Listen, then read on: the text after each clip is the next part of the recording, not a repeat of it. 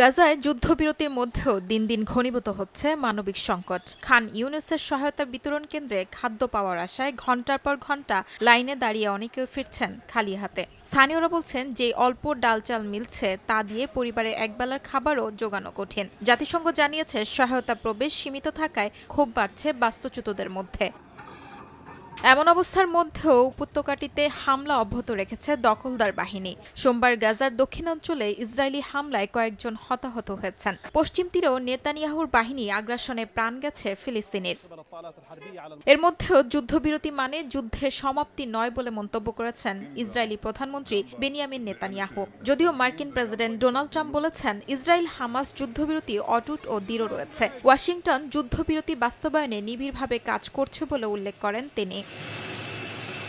গাজার পাশাপাশি এদিন লেবাননে বিমান হামলা চালিয়েছে ইসরায়েল। নাবাতিয়ার আবাসিক ভবনে বোমা বর্ষণে কয়েকজন হতাহত হয়েছেন। ধ্বংসস্তূপে ঘণ্টাব্যাপী উদ্ধার অভিযান শেষে আহতদের হাসপাতালে নেওয়া হয়।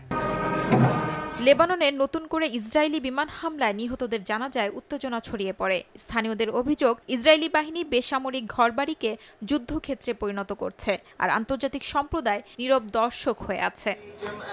শিউলি রোজা, সময় সংবাদ।